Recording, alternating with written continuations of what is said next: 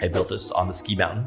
Literally, the snow was bad. My daughter was skiing, and I had, a solid, I don't even know if it was 8 hours, but maybe a little less than that. And I had this idea. I'd never published an open source project in my life. Built it that day. I made a launch video somehow. I tweeted out into the ether, built this skill for myself. And then suddenly, within 48 hours, the video had 1 million views. People started starring it on GitHub, and it became a thing. And fast forward, 6 months later, it's been the #1 trending repo multiple times, one of the top trending repos of the month on GitHub, and has 50,000 plus stars, which is crazy. Matt, what is going on? Matt Van Horn, thanks so much for coming on the pod. I really appreciate you. We've been knowing each other since back in the day. I think the first time we met might have been Dig. Is that really the first time? Old school Dig, like 2007, 2009 Dig. Yeah. So really, really long time. I mean, shout out to Cairo for New Dig. New Dig is awesome, by the way. I check it, see AI news, so it's fun. But you built a thing recently to figure out news and stuff, last 30 days. I have my claws running it, and I'm kind of trying to talk about personal AI and just figure out how people are using personal AI.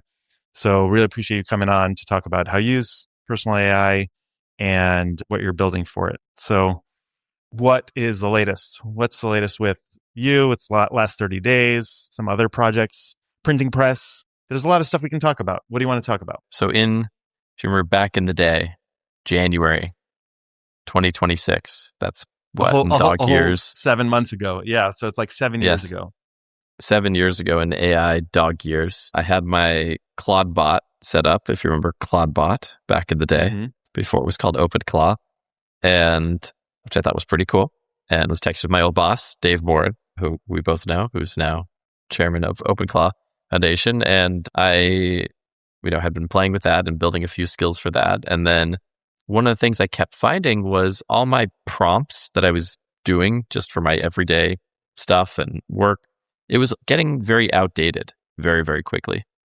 And so I would have to go on Reddit and find a weird subreddit to kind of figure out my prompt for the particular thing that I was doing. If it was just how to prompt ChatGPT, or how to prompt OpenClaw, or what's the best thing I should do within OpenClaw, or how should I set it up? For me, I had kind of realized that Reddit and X had the best content of the best prompts.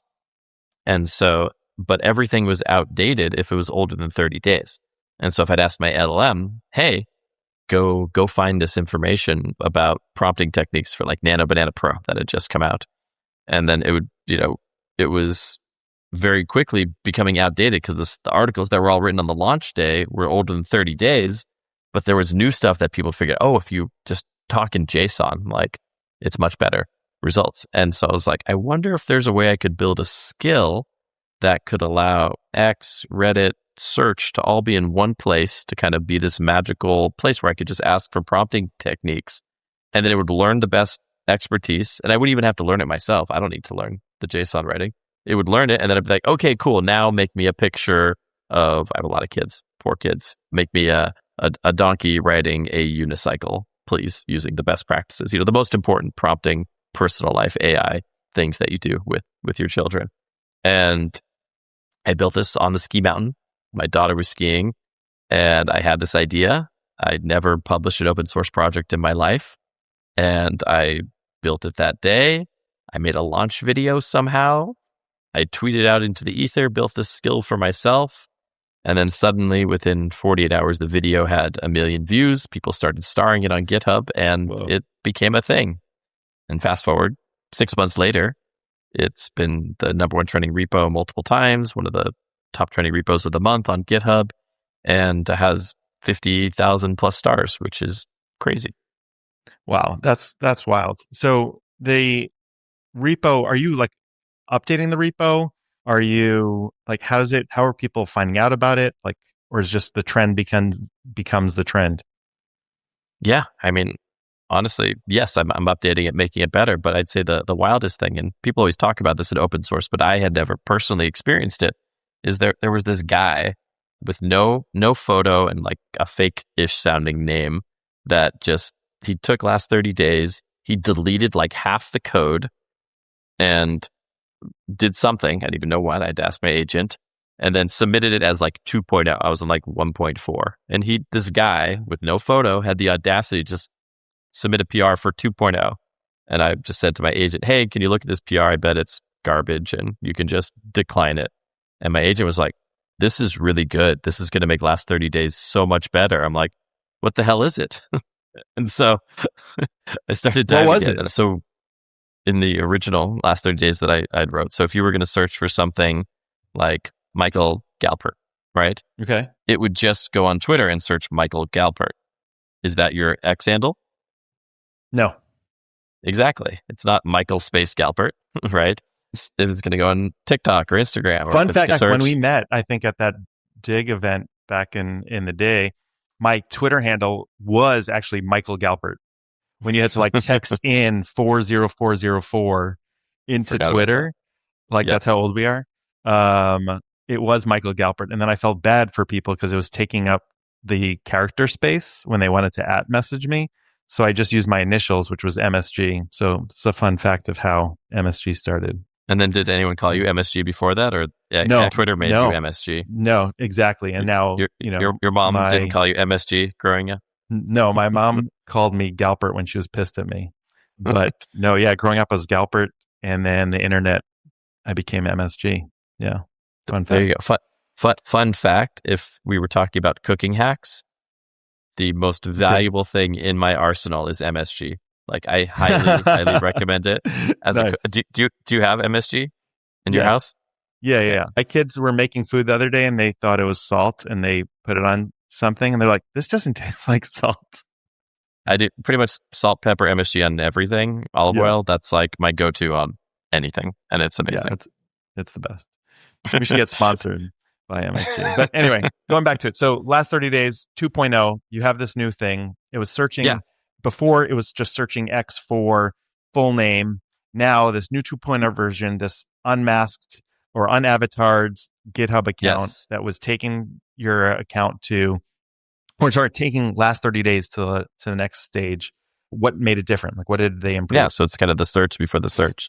So it's like, okay, Michael Galpert, this does not seem like a company. This seems like a person. Let me see if I can resolve their X handle. Let me see if I can figure out what they do, see if I can get kind of quick results to understand what their world is. Okay, he seems to be involved with OpenClaw. Let me make sure I'm searching for Michael Galpert. OpenClaw, let me resolve his X handle to MSG. And then it kicks off the search. And so I sent this Anon a message. I'm just like, dude, what? Can you please DM me on Twitter and like be a human? You had the audacity to just call it 2.0 and delete half my code. And then we started jamming, and small world, he's a fraternity brother of mine. We have friends in common, different chapters, but he was from the MIT chapter. So there were smarter kids at that one than mine.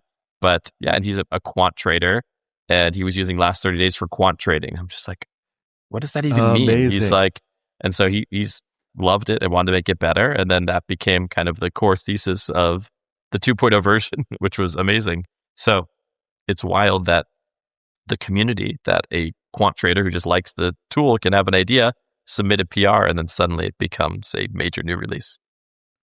Wow, that's awesome. And then you've been kind of taken from there. You said it's over 50,000 stars. Have you gotten other contributions since then? I think we had like 86 plus people have contributed to the project.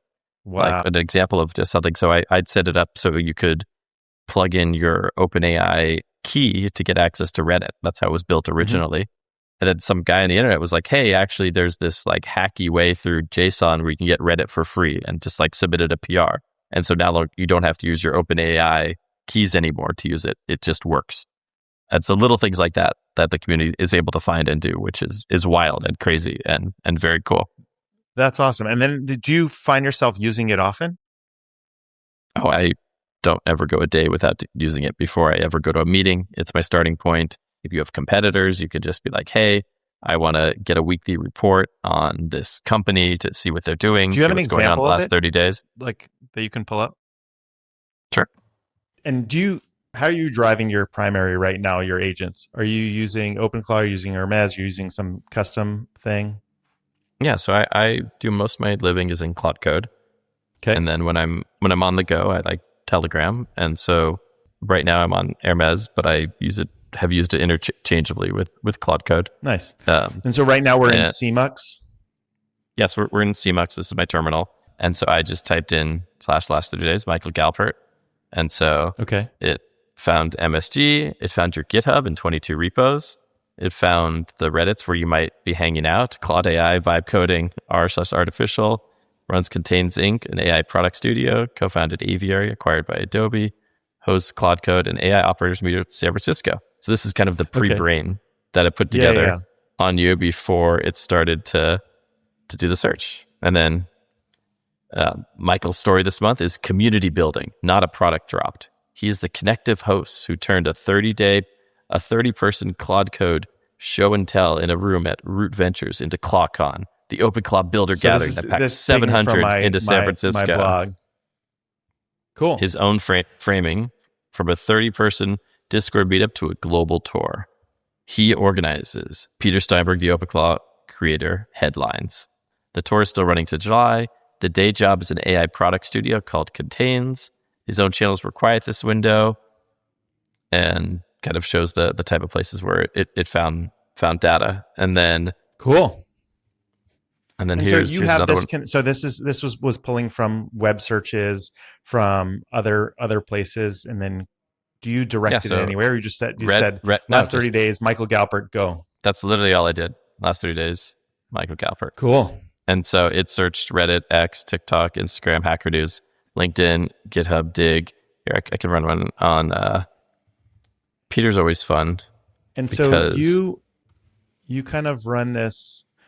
You said daily, or do you have it running against your calendar, or different companies you're researching? Yeah, so I'll do it manually, and then I have automation set up that will just run it for me and give it to me either before a meeting or that sort of thing. Exactly. Nice. And then how would another you use it for companies in the same way? Yeah, so I just ran OpenClaw versus Hermes as an example. Okay. And so it runs it on both. What the community is saying in the last 30 days. Quick verdict. This is less which wins and more which layer of the stack are you filling. OpenClaw is the incumbent by a wide margin, 383,000 GitHub stars this week against Hermes's 188,000, and just became a nonprofit foundation with OpenAI, NVIDIA, Microsoft, Tencent. Hermes is the fast challenger, reportedly raising $75 million round at a $1.5 billion valuation. And I don't know what this is. After 1,300, the community after 1,300 analyzed Reddit comments per kilo is split roughly 4 ways with no clear winner. And the most upvoted take in the central OpenClaw head-to-head thread cuts to the marketing. After 3 months of heavy use on you, here only for the fish, said his real metric for which is better simply, I told OpenClaw to go fuck itself. So that got the most votes. I don't know why. So that doesn't really help. Yeah. Thank you, Reddit. Yeah. So OpenClaw, enthusiastic but battle worn. And so what it's doing is pulling in all the different signals from different Reddit threads. With OpenClaw, you can mix and match providers or models to try and get the cost down versus being beholden to their service with hosted agents. Enterprise Gravity, Microsoft Scout, always on Teams agent is built on OpenClaw. Meta's Hatch is an OpenClaw like tool.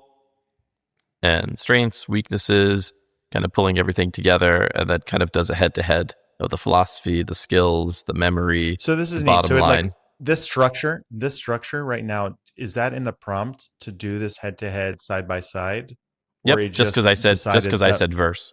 No, this is built in. Got it. And so it's because you said verses, that was kind of like the magic spell that created this kind of structure.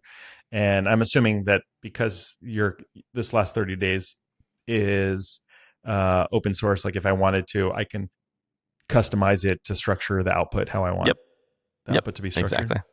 Yep. Sweet. And so it's still playing together for Peter. It's called last 30 days. Can I the last 30 days, can I do it like the last 24 hours as well if like something is hot? What's cool is I've set up a bunch of, so I'll run like 20 last 30 days queries and then turn that into a blog post. And so I have one going right now that's just comparing best use cases for the latest Chat GPT version and the latest Fable 5 from Anthropic. And so I was able to pull in all the best use cases of the best learnings. And so the article was called Last 7 Days, since there's only been 7 days where they've both been in market. So like, what have we learned in the last 7 days from both existing? Yeah. I've been liking those. I've seen your threads on X about that, or posts on X about it.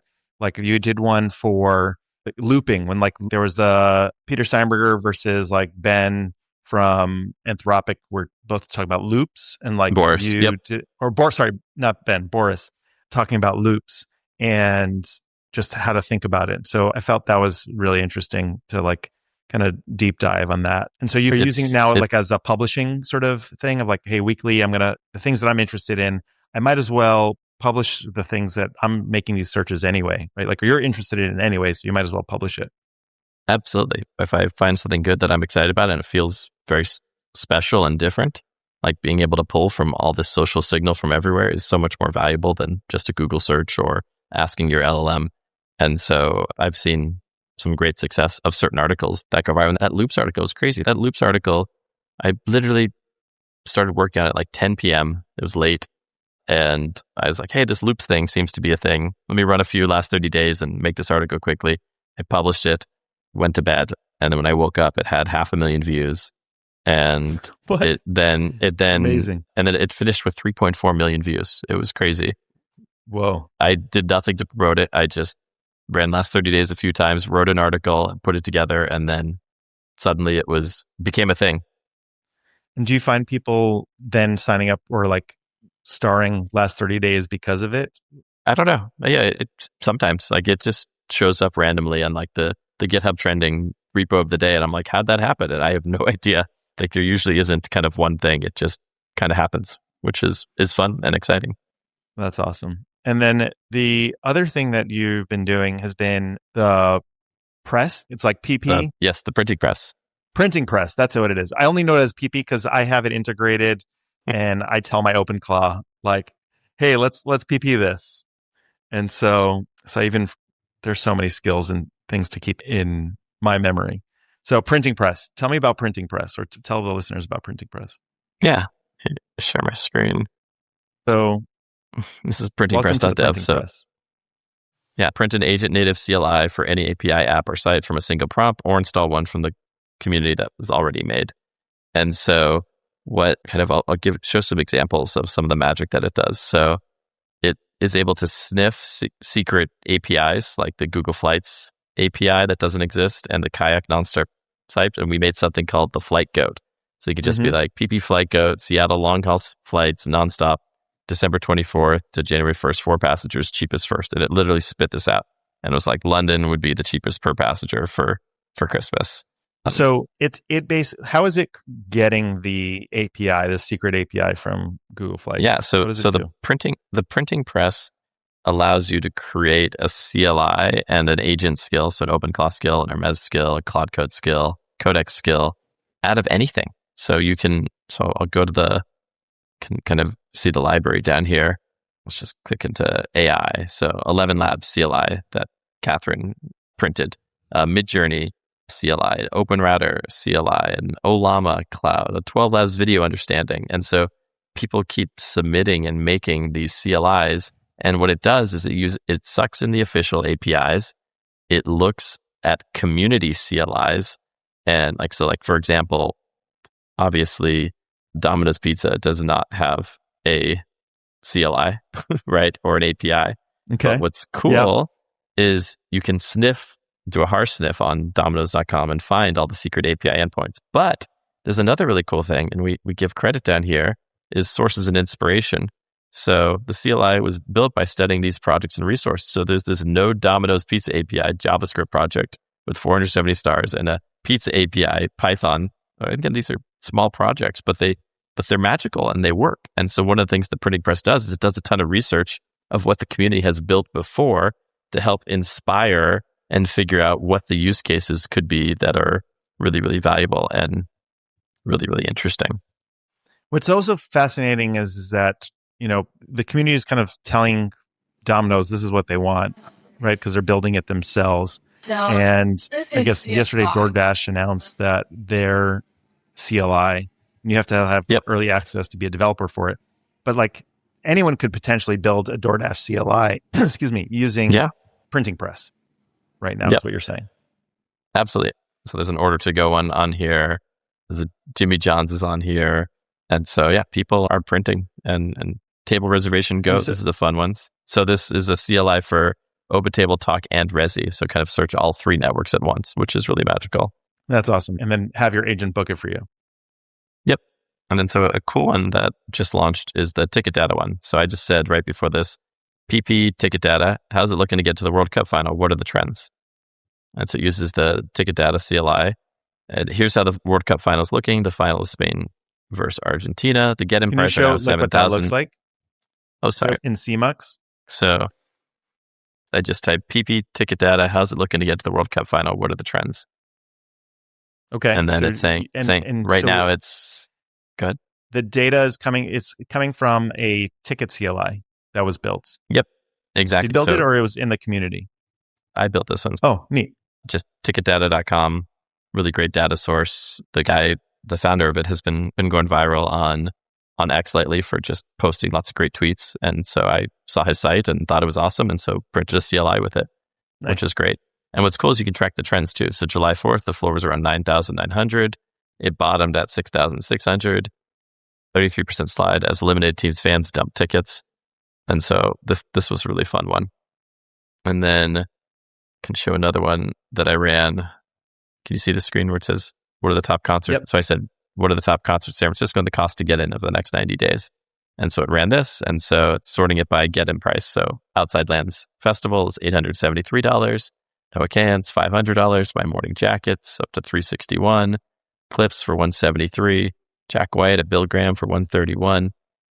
And so this is just a fun way to kind of see what's going on, what's hot in your city by real price data. And obviously you can set this up with your OpenClaw and get notifications, be like, hey, if Jack White goes below $100, send me a notification, check every day. Yep. And just having a sort of an agent-friendly way to get that information versus like every time it's like scraping. Like, for example, like right now, what's coming to mind, and I would love to build it, is like a Craigslist CLI. Where I think we have one. Someone has one. Really? Amazing. I'm going to tell my Claw, who I call Pal, to do it. So you just do, can you install Printing Press Craigslist CLI? I think I should probably check the webpage first. Okay, let's see. But either way, the reason why is because right now I had my bike stolen and I was like, hey, do a Craigslist search for the bike. Just in case someone's selling it. For your bike. The deals. For my bike. Yeah. Someone stole my bike and I want to get it back. And there's no way to do it. So it's basically using like Google search to find it for me every day. And I'm like, no, there has to be a better way. But I knew I was going to be on like pod today with you. And I was like, oh, maybe I'll ask Matt if that's possible. Yeah. So it says we have one. So great. Search, sync, and watch Craigslist from the local SQLite snapshot history, cross-city aggregation, scam sparring, and price drift detection. Amazing. So I type in Craigslist-pp-CLI and make that search. Yep. And this is cool. I got to update my CLI guest. Yeah, this is fun. And look, you can see the inspiration where someone made a Python Craigslist, another Py Craigslist, Craig's feed. Someone made a Go version. Yeah, so, I knew I wasn't the first person to have this idea. Like I'm sure that other people have. I just didn't. Like when you're in the middle of things, I think one of the things we're still living in this age of everything exists or everything can be created when the complexity isn't, it isn't really complex, but it's just a matter of like the headspace to manage it, right? And so fire it off. And like I said, like I have to tune my Claw right now to know to check printing press first, right? So I got to update my skills to do that. And you can even print your own CLIs if it doesn't exist. So I find myself doing that. So this ticket data one, I wanted that. I wanted to track prices. Yeah, exactly. Exactly. And then another fun one, I'm a big soccer nerd. And so like I used to play a lot of FIFA.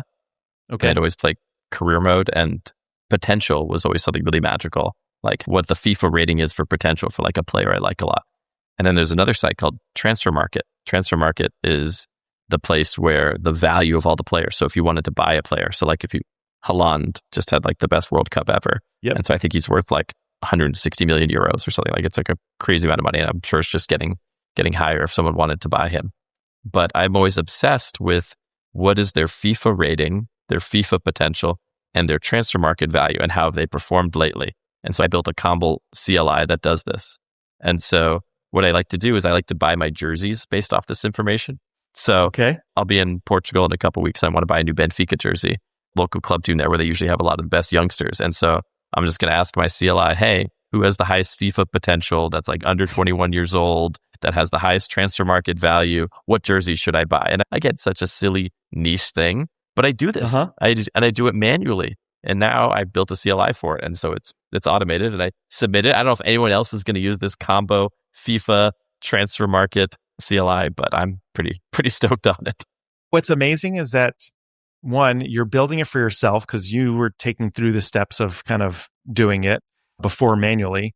But two, like in the same way you built Last 30 Days for yourself and you didn't know that someone was going to build the 2.0 version of this, like who knows? Like maybe someone else is going to improve this and like add a Shopify store to it or what have you, like to make it easy for you to like actually purchase it. But you're not doing that for the business opportunity or for, it's just more about making your life better and sharing it with the world. I think the magic that you're doing, which is amazing to watch, has been just building stuff for yourself and then sharing with the world and then seeing kind of how the world reacts to it. And some things will hit, but it doesn't have to, because if it's beneficial for yourself, that's all that matters. Totally. But then there's also this like fear on the other end, which I need to probably get over. But there are certain projects I've built that I haven't shipped because I'm like, what if it's not a hit?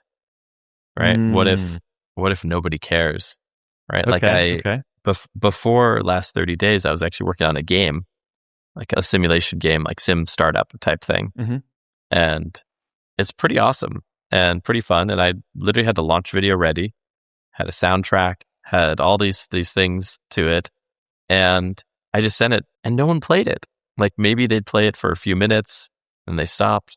And like that early feedback, again, a sample size of like 10, like just like killed my soul and made me say, what if I get no retweets? What if I get no love? What if no one cares? And it's sad because it's really, really fun game and really cool. And there's some components to it that are really special that I think should exist in most games that I literally invented and never told the world about. And it's one of those things like, okay, well, should you release something if it's not going to be a hit, right? And obviously Peter Steinberger has released so many things and he just builds for himself and publishes it, and maybe someone will find value in it, maybe they won't. And so maybe I should just launch it. But even I mentioned this on another podcast, and someone's like, can you send me the game? And I said to like the 3 people that messaged me, here you go. Let me know if I should launch it. And none of them played it, said I should launch it. So I don't know. I'm still not getting that market pull. Market pull. Yeah. I think that there's one, I appreciate you sharing that. I think that the fear of it being a dud, cool. But once again, you can't anticipate how the world will react to it. And maybe you just put it out there and hey, that's it. You don't have to manage it. You don't have to associate your identity with it. You were like, it's kind of like this fear that comes up of like, oh, will people think poorly of you? Like everyone's busy worrying about themselves kind of thing. Like no one's really worried about like, hey, I wonder what Matt Van Horn is shipping today. I think that there's something to it. I think I have a bunch of projects that I haven't published or spoken about for 2 reasons. One, I was testing for myself and understanding kind of market dynamics outside of my social circles and seeing like, okay, is there a real market pull? And do I want to keep investing in that? Because it would be something that, one, maybe I don't necessarily want to exist, but I think should exist. And so I'm like, okay, do other people want it to exist? So it'd be, products for different markets that I'm not a part of. And so I learned a lot about that through my studio. I built products that people use and I don't talk about because in a world where you can copy anything, and be inspired by anything, like I want to be able to squeeze out a couple dollars on my own, and have passive income there. And so I think there are reasons why not to be public about it. But if it's just like, hey, you're something that you're excited about, but you're not sure how it's going to react, like I think, I'm not going to tell you, hey, just hit publish on it. You decide, do you want that to be your attention? Like that's kind of how I view it is if there's a product that I want in the world, do I want to shepherd it and manage it? And, I think that one of the things that I just watching from the sidelines around OpenClaw and just like Peter wanted this thing, he put it out there. He could not have anticipated the entire, movement that he basically kicked off. Right. But it came to the point where he couldn't manage it himself. Right. Like, people were helping him. But even that required more support. And like you said, our buddy Dave helped him put together a foundation and, raise money for that and put together a team and all that stuff, but at the same time, Peter has a full-time job at OpenAI. Like he's not running the foundation. And so it really depends, like, where do you want to put your attention and energy for the projects that you work on? So that's how I think about it. Totally. Maybe you alone can convince you to publish it. Maybe as like a piece of history, because it was something I built in January, which was, what's funny is the launch song for the last 30 days launch video is actually from the soundtrack of the game that never shipped. No way. It has like SimCity vibes. That's so funny, the lineage of that. Yes, send it to me. I'm happy to test it. So anything else that you're working on publishing, or it seems like you're just like something comes to mind, you just spin it up with Claude Code and then you just hit publish sometimes when you think that pretty much most of the time. It was just Matt Van Horn from 7 months ago was hesitant, but now, July 16th, 2026, you're just hit publish. Don't think about it. Yeah. I mean, I'm pushing out last 30 days updates and being like, YOLO, hope this doesn't break everything. And people are submitting PRs like, I don't know what this is. Great. I hope it adds value. Or do you have an agent review it? Oh, of course. Yeah. I certainly am not. I'm not qualified to review it. I hope my agent is. So far, it's been okay. Are you running 4.7? What are you running? 4.8? Yeah. So I always try and use the latest models. I also try and send as much of my work to Codex as possible because I rarely hit my Codex limits, but I 100% of the time hit my Claude Code limits. And so I've built a lot of skills around how do I ship as much as possible to Codex. Nice. Yeah, I just did that this weekend myself. I built out like a Fable delegator and published that in order to, because I saw this guy tweet about how he had like $8,000 worth of tokens that he used in the last 30 days. I was like, oh, there's no way I spent that much on my plans. And then I put together all my plans and then had Fable delegate and build out kind of CLIs or just like manage like the right way to direct to Codex. To Grok 4.5 just came out, so doing that. I had cursor credits on my account that I wasn't using, like a bunch of credits all over the place that I put it together. I'm like, oh wow, if I went hard on this, like I could probably do some damage. And so I wanted to get that all in one place. And I did, and now I'm doing the same thing. I'm delegating to all those things. I saw 4.5, Grok doubled, or cursor was like, hey, we're giving out double the amount of tokens. Like, great, just burn all the tokens on that side now and review it. It's kind of fascinating times where just managing these tokens and trying to get the most out of it. So you have that set up yourself. You have Claude delegate to Codex, and then you kind of do a once over, or if it gives you the green light, you just hit publish. I mean, I'm a big fan of not reading plans, not reading code, and seeing the final product of the thing before I ship it, obviously. But I'm a big user of a compound engineering, great product.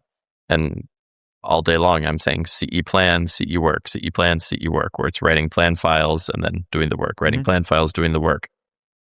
And I wrote a blog post a couple months ago, and I was like, oh, make sure you read the plan and make sure it's really good. That was my advice a couple months ago. And then I put one out in June that got 1 million views, and I said, never, ever read the plan. Like the plans for the agent. Yeah, I remember that. I was like, really? You don't read the plan? Yeah. No. Because you just have full trust in your agents right now. I think my prompt is okay. I hope too. That led to often what I'm doing is taking a bunch of data and a full session. And I'm like, CE plan, WTF, what happened here? Please fix this. My hunch is it's these three things. Look into this, right? And then it makes a plan. I'm like, if it hurt me, I don't need to read that plan. Like, again, sometimes it makes a mistake, but I'd say for every 20 plans that I didn't read, the one that maybe I should have, it's not worth the time had I read 20 plans, if that makes sense. Yep. Yeah, totally. And I think that one of the things that is super fascinating, so for people who don't know, compound engineering is a skill repo by the folks at Every, right? They publish it and keep it up to date. And they have a bunch of them. They have like a bunch of different CEs, and we'll link to it just for time purposes right now. But the interesting thing that I hear you say is like, it's not like you're not reading it. You're really providing as much context as possible for it to make the plan. And so you're providing different data sources. You're giving kind of suggestions, but at the end of the day, you're just like, hey, here's all the context that I'm going to give you, and now go ahead. It's not like, make it work. Sometimes it is. Sometimes it is. I do a lot of screenshots. I do a lot of WTFs. I had a tweet go viral over the weekend where I said, WTF, this is garbage. Like, I thought we spent a bunch of time on this to my agent, and I honestly didn't remember that I'd said that. And then after like a marathon session, it's like, okay, we just submitted the new version, and you started it with WTF, this is garbage, and now we have this. It like remembered that I was really mean to it, and I felt bad at that point. But it was garbage, the original thing that had shipped. And what, like, from your perspective, what was garbage about it? So I was jamming on a feature idea for last 30 days, and it was around trending topics, which is something we don't do at all. So right now, last 30 days is awesome if you give it a topic. So Michael Galpert has a topic, OpenClaw has a topic, but you can't be like, what's hot? What's trending? Like, it doesn't do a good job of that. And so I had written a whole plan around a feature for that. And then I shipped it and tested it, and it was garbage. It was really bad. And so we made it much better. It's still not, I haven't announced it yet. Even though it's shipping. It was bad in the sense that it was giving you like wrong trending data? It just didn't feel high quality. Like, it was just like, look, I went on Dig and copied and pasted what the headlines were on Dig. I'm like, how is this a feature? Like, you did no actual searching beyond just like going to dig.com and running the Dig CLI, which was made with the printing press, by the way. What's fun is all these projects come together. So like, Kevin launched Dig. I was like, I'm going to build a CLI for it. So I used the printing press. And then I was like, wait, I should just, as you sign up for last 30 days, it should just include the Dig CLI because it's a great source. And so now it's literally like built into the new user experience that you should install the Dig CLI by default, which is great. Nice. Okay. So you had that, it took care of it. And then when it fixed it, it made it better, and it was less garbage, but still needs work. So you're going to keep CE planning it. Yes, it needs more love, but it's okay right now. You can do -- trending. I haven't announced it yet, so this is the only place I've ever talked about it. But it's live. It's there. It's a real thing. Can you do that now? Like, if you fire it up, just we'll close out. I'm terrified what happens. I'm terrified to do that. Do it live. Oh man, terrifying. And Claude was just down. Come back to it if it works. Is there anything else that you feel like we should talk about that we haven't? I think it's such an exciting time to be building. And there's so many, you just have an idea in the morning and ship something of quality by the end of the day. And sometimes your agent will still lie to you and say, oh, this is a 6-week effort. I cannot possibly do this. And I'm like, okay, but can you do it today? And it's like, starts going. And then suddenly it does. It's like, wow, that was possible in a day. It remembers that it completely made up a thing on timing. And then you're right now, you said you're navigating through Telegram. Are you now, or you're mostly just in CMux?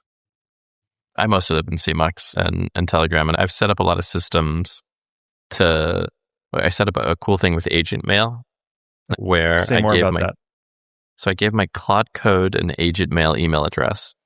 And actually, shout out to the founder of Agent Mail, Adi, who was like, you should give Claude Code an email address. I'm like, on Twitter, he said this to me. I'm like, what does that even mean? And I started to think about it. I was like, this could be good because my main MacBook Pro is my main development machine. It's not my like Mac Mini in the cabinet. And so this is, my horsepower machine that can do lots of serious things.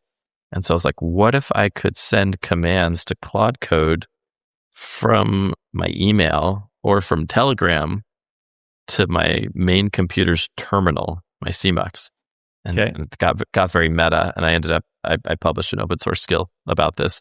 But what I can do now is in Telegram, I can say like CC space, that means Claude Code, and then I can give a command like CE plan, come up with a plan for a new feature idea I just had. And so I can do that from Telegram. And what it's going to do is my Hermes email address is going to email my Claude Code's email address, and then it's going to load. There's an Apple script that's all open source on my GitHub that will then start a new thread on my CMUX and just start doing work on my main computer at home if I'm out. So like that's a really fun workflow that I had set up.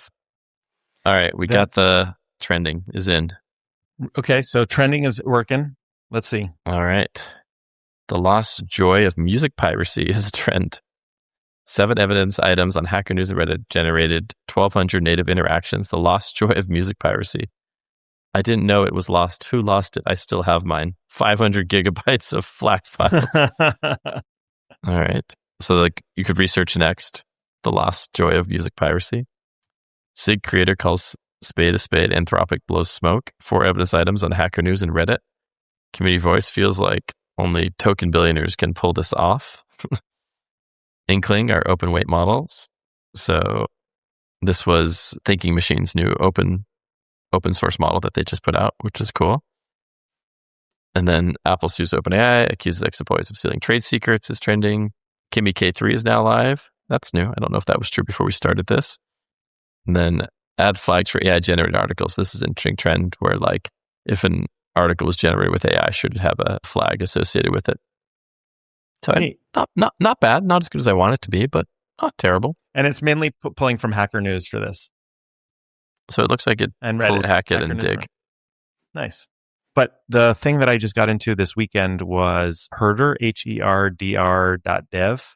And what's interesting about it is that it allows your agent to manage your terminal. And so you can spin up multiple Claude codes. It could have access to all that stuff. So you don't actually have to send an email in. You can just do it from your Telegram and text it, and then it will manage. And then when you can have specific workspaces, and because the agent will have access to anything that's in any window pane there, it can see the status, give you updates back of what's it been working on. It's super, super neat. So that's a new thing that I started messing around with this weekend. Running last 30 days on herder.dev right now. See what the world thinks. Amazing. Dude, thanks so much for your time. Really appreciate it. I'm excited to install the Craigslist printing press CLI and check out all the other things. I'm trying to figure out what other CLIs that I want in my life, but I'll keep you posted on that. It's a killer one. Lightgoat's a really good one. Yeah. And then also the other thing that I need to check out is it sounds like you publish a bunch of skills to your repo. Is it just the M Van Horn? Which one? Or what's your GitHub? Yep. That's me. Great. Because I feel like there should be a way to share skills in an easier way that's not GitHub. Have you come across anything like that? I don't know. It just feels like... ClawHub? ClawHub. Yeah, but even that, it still feels like there's something missing. Like the skills.sh also has a thing, right? The Vercel folks. And I don't know. Maybe it's just maybe I'm just not spending enough time in those areas and just overwhelmed by it. And just have to dig in. Anyways, till next time, dude. Thanks again. It's fun. Later. Cool. Thanks again, dude.